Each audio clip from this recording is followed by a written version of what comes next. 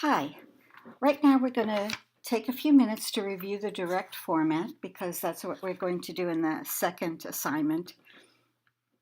And we talked about the direct format first when you did your first memo, which was about payroll and time cards.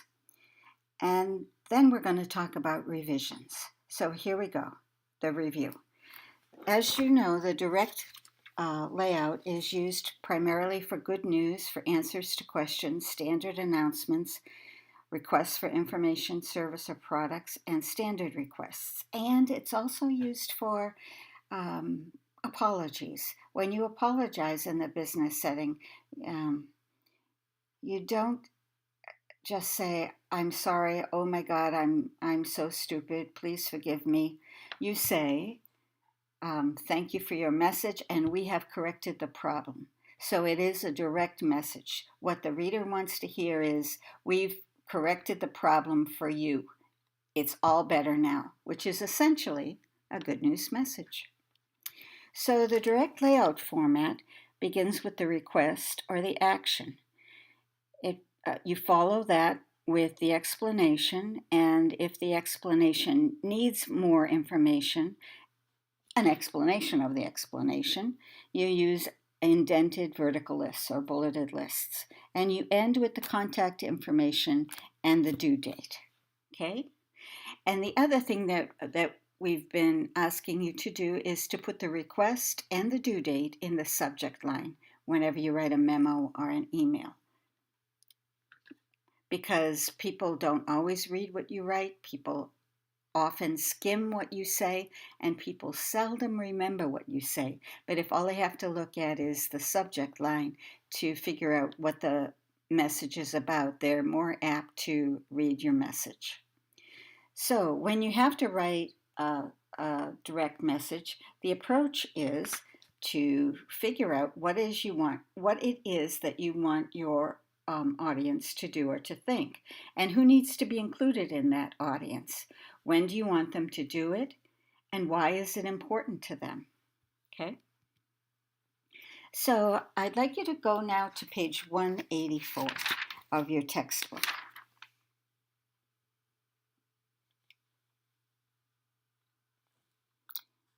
And look for figure 3.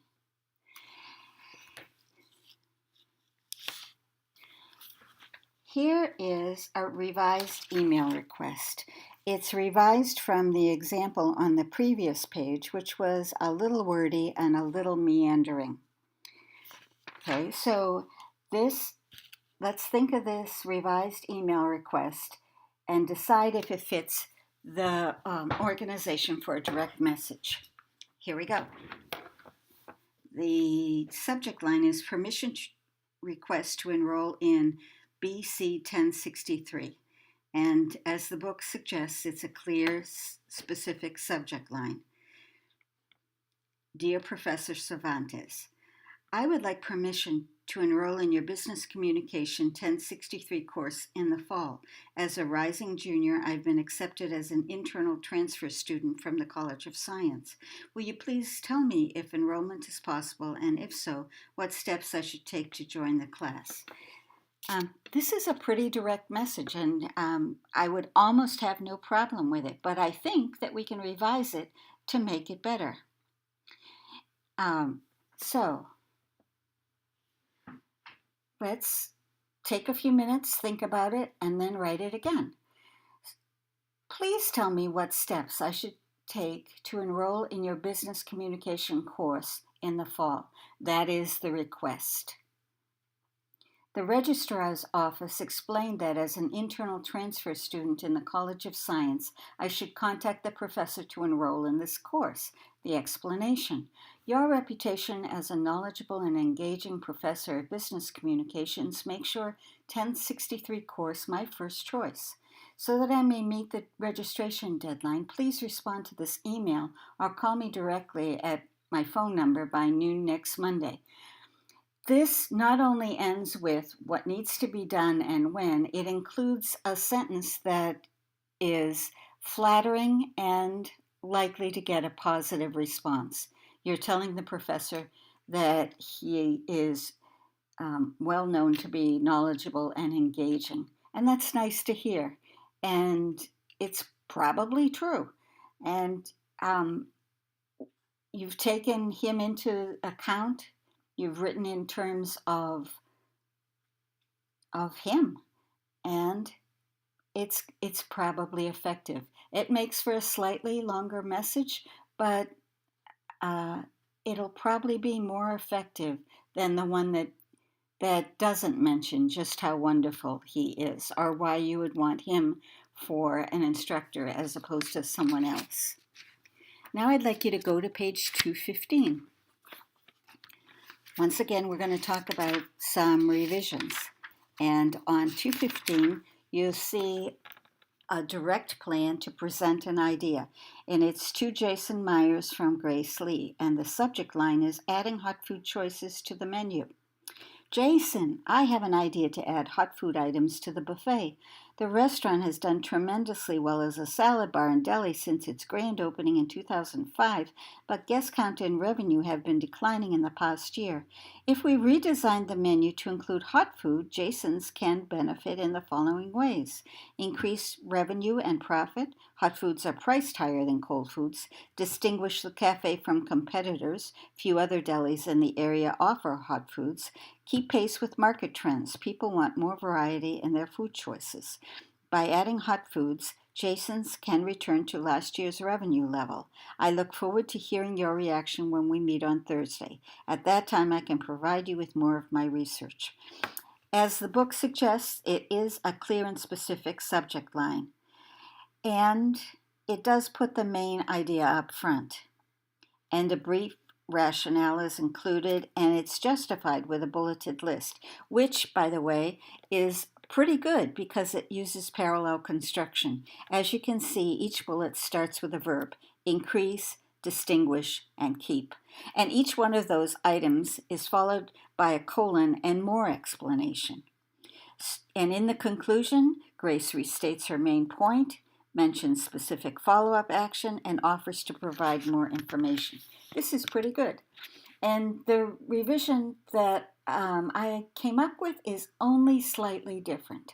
And here's the main difference. Instead of focusing on adding hot food choices to the menu, I thought that the better subject line would be increasing revenue, because that's more likely to get Jason's attention. And that is essentially what Grace wants to do. She wants to increase revenue immediately with the addition of hot items to the buffet. She provides some explanation, and in the indented bulleted list, she might say that she has conducted research which indicates that a redesign of the menu will increase revenue, distinguish the cafe from competitors, and keep pace with market trends. And in the conclusion,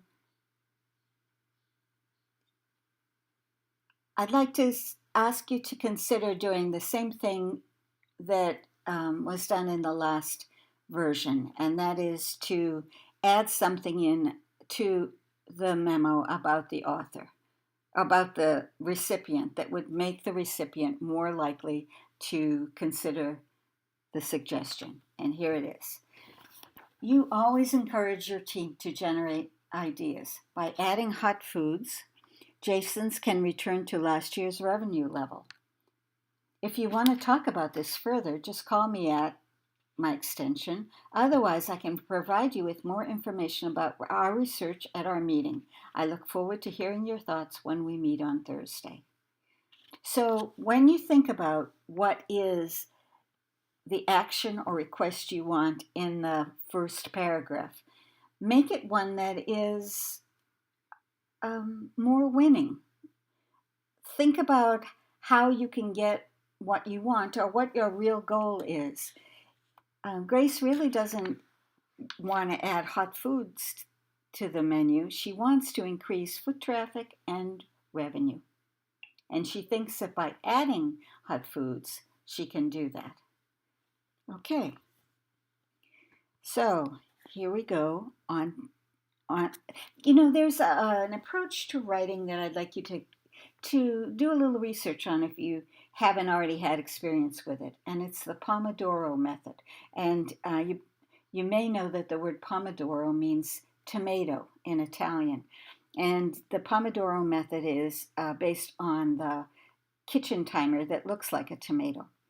And in this method, you write for a certain amount of time, you take a little break, you come back to it with fresh eyes, you make some changes, you take a little break, and you come back again. It's the same process with revisions. Write your first draft, take a break, maybe ask someone else to read, take a break, consider their comments, and write your final draft. Okay. So your assignment appears on page 240, and it's number 8. And it's very similar to the Grace Lee assignment. In fact, that's what it says. Similar to Grace Lee's suggestion, write an email to a current or previous employer. Think of an idea that would improve business, a new procedure, an upgraded system, or an innovative product, or some other way to increase sales, improve service, or increase operational efficiencies. Choose something simple enough to convey in a short message. Put your main point up first, and be sure to use a clear, specific subject line to capture attention. So here we go. Due on Sunday. Call or email me if you need to talk about this for any reason at all. Thanks, and good luck.